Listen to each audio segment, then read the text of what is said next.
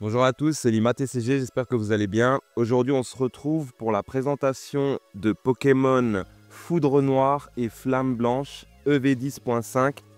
On a eu plus d'infos dernièrement. Donc, pour commencer, il faut savoir que la série va sortir aux alentours du 18 juillet, s'il n'y a pas de retard.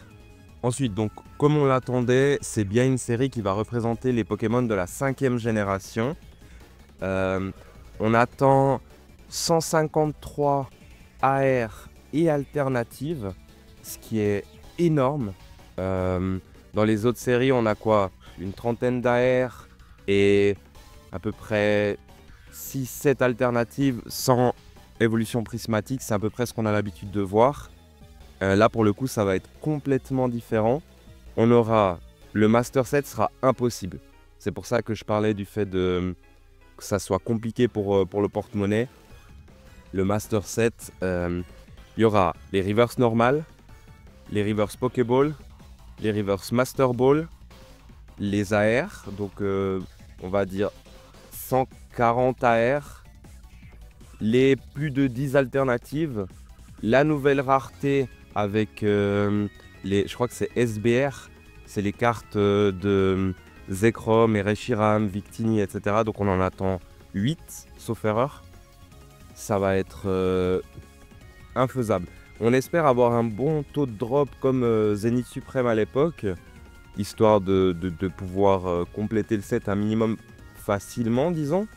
Parce que bah là, avec 153 AR slash alternative, avec 8 NBR, avec toutes les Master Balls, toutes les Pokéballs, ça va être un foutoir, ça va être impossible. Donc à savoir que la série, j'ai pas très bien compris à ce niveau-là, mais il semblerait que vous ayez les illustrations Reshiram d'un côté et les illustrations Zekrom de l'autre. Peut-être qu'au Japon, ça sera deux mini-séries et que vous pourrez avoir, comme si vous jouez à Pokémon bleu et que vous jouez à Pokémon rouge, il y a certains Pokémon que vous pouvez pas avoir dans Pokémon bleu, mais que vous pouvez avoir dans Pokémon rouge, vice-versa. Là, pour le coup, je sais pas si ça sera le cas en français, je ne pense pas. Mais du coup, c'est ce que j'ai cru comprendre pour le japonais. Concernant les ETB, ils nous ont sorti des ETB noires et blanches, comme on s'y attendait. Pour le coup, la Zekrom est légèrement bleutée, là où la Reshiram est légèrement rouge. Les cartes promo, c'est Boreas et Fulguris. On aurait sincèrement préféré avoir du Reshiram ou du Zekrom, mais bon, apparemment, c'est un truc qu'ils veulent pas trop faire, mettre le Pokémon de l'ETB sur la carte promo. Je ne sais pas pour quelle raison, mais voilà, c'est comme ça. Toujours dans ces dates-là, on aura les collections classeurs, donc comme EV8.5, avec le classeur des évolutions, etc., et des boosters. Là, on aura des classeurs Reshiram et Zekrom.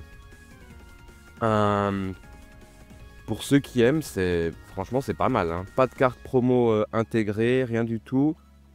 On aura une collection poster avec les starters, donc comme ils ont fait sur 8.5 et sur 151 sauf erreur. Donc bien, c'est des items sympas, sans plus. Personnellement, moi je me jette pas dessus.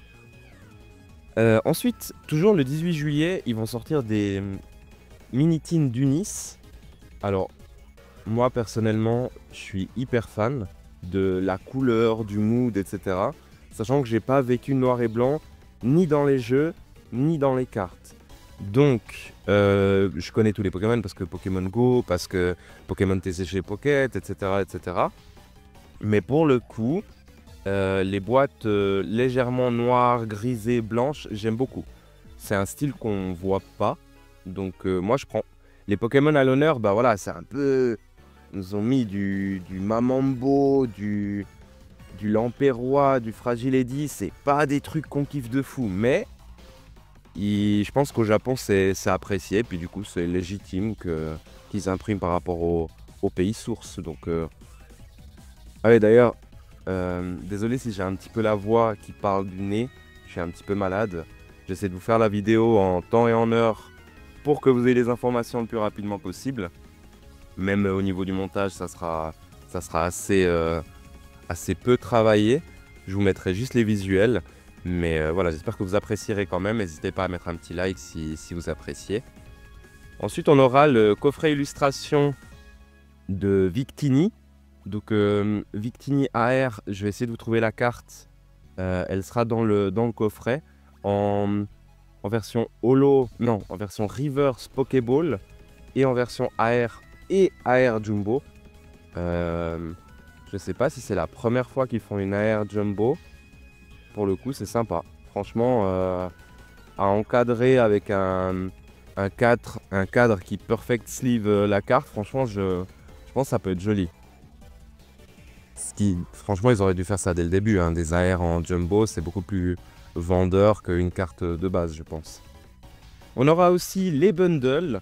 Donc à savoir qu'on aura, des bundles Flamme Blanche et Foudre Bleue. Je sais plus si c'est Foudre Bleue. Non, Foudre Noire, pardon. Donc du coup, ça, au niveau des bundles, bah voilà, je pense que tu achètes un bundle Foudre Noire, tu auras 6 boosters Foudre Noire. Maintenant, est-ce que ça va changer quelque chose au niveau du type de carte que tu peux avoir? Comme je l'ai dit, ça m'étonnerait que ça arrive en Europe, ça. Mais ne sait-on jamais, je crois que ce serait une première d'avoir des cartes uniquement pour la même série, uniquement disponibles sur certaines illustrations de boosters. Donc on va voir. Hein. Donc moi, je voulais vous demander vraiment pour cette série, déjà, est-ce que vous êtes hype? Est-ce que vous l'attendez de pied ferme? Moi, j'étais plus hype avant d'avoir les visuels. C'est-à-dire que je m'attendais à un truc de ouf parce que j'étais déjà plus ou moins au courant des 150 illustrations rares, etc. Donc je me suis dit, ça va être le taux de drop de Zénith Suprême, on va avoir masse plaisir à ouvrir, etc. Mais là maintenant, il y a une chose qui me fait un petit peu regretter. Là, si on a du Pokéball Reverse, du Master Ball Reverse, en fait, je pense que tous les deux boosters, on aura quelque chose. Mais ça sera soit une Pokéball, soit une Master Ball, soit une AR. Là où s'il n'y avait que les AR, on aurait eu soit une X, soit une AR. Ça aurait été beaucoup mieux selon moi. N'hésitez pas à me dire si vous êtes fan du fait qu'il y ait des reverse Pokéball, Master Ball, etc. Et que ça compte en tant que hit. Parce que moi je trouve un petit peu frustrant finalement. Alors certes, quand tu chopes une grosse carte comme une Noctali ou une évolution en général, que ce soit Pokéball ou Master Ball, t'es très content. Mais le reste du temps, je sais pas, là je vais choper un Rotiflamme Pokéball. Je m'en balais quoi. C'est un peu mon Ratata Pokéball, mon Out Master Ball. C'est pas un hit pour moi. J'ai pas vraiment de plaisir, même si les cartes sont belles en tant que telles, avec la brillance, le foil de la Master Ball, etc.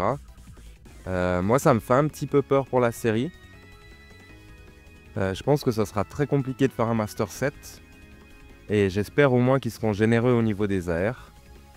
Écoutez, je compte sur vous pour me donner votre avis. Ça m'intéresse réellement. Donc je vous dis à la prochaine. J'espère que vous aurez apprécié la vidéo. Bye. Si un jour tu veux être le meilleur dresseur, abonne-toi à Elima TCG. Regarde les autres vidéos de la chaîne.